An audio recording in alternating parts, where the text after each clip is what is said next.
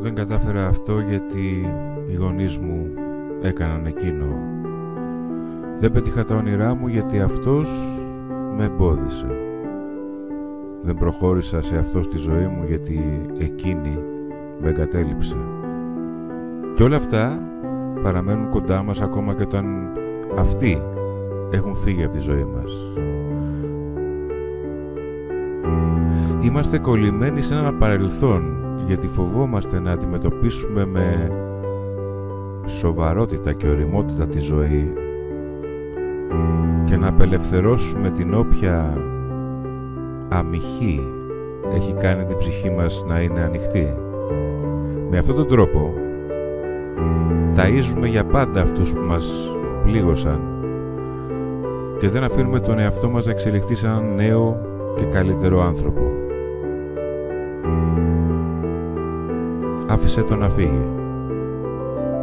Ο καλύτερος τρόπος για να αποφύγεις από το να είσαι ένας άνθρωπος που καταργέσαι πάντα τους άλλους και να μην προχωράς τη ζωή σου είναι απλά να το αφήσεις να φύγει. Ας το να φύγει όπως φύγαν αυτοί από σένα. Σταμάτα να δίνεις δύναμη σε κάτι που ήδη πέρασε. Ο καλύτερος τρόπος να προχωρήσεις τη ζωή σου είναι να συγχωρήσεις.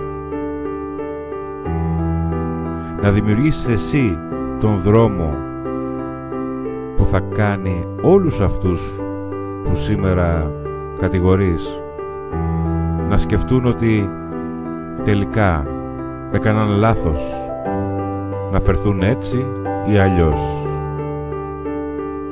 Αλλά η εκδίκηση έτσι κι αλλιώς είναι ένα πιάτο που τρώγεται πολύ πολύ κρύο και αν τη θέλεις πραγματικά να την έχεις μέσα σου για πάντα, τουλάχιστον φρόντισε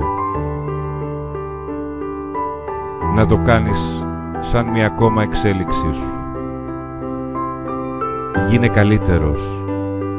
Προχώρα μπροστά. Άφησε το πίσω σου επιτέλους. Κανείς δεν σε κρατάει. Μόνο ο εαυτός σου. Μόνο ο εαυτός σου σε κρατάει στο να συνεχίζεις να δικαιολογείς ότι δεν παίρνεις αυτά που θέλεις από τη ζωή επειδή κάποιοι άλλοι που ήδη έτσι κι αλλιώς φύγανε κάποτε έκαναν κάτι είτε και από λάθος. Άφησέ το. Συγχώρεσέ το. Ανέλαβε το δικό σου δρόμο πια. Είσαι όριμος.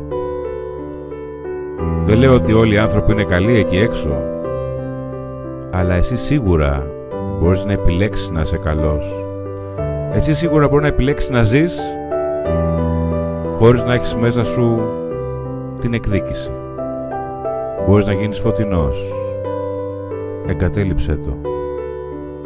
Πες στην καρδιά σου να το εγκαταλείψει.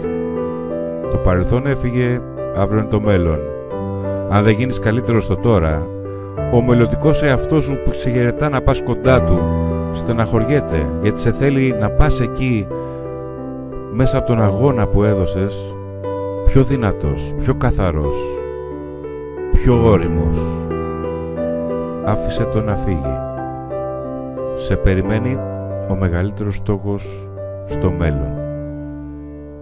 Ένας καλύτερος άνθρωπος και πιο δυνατός που θα είσαι εσύ.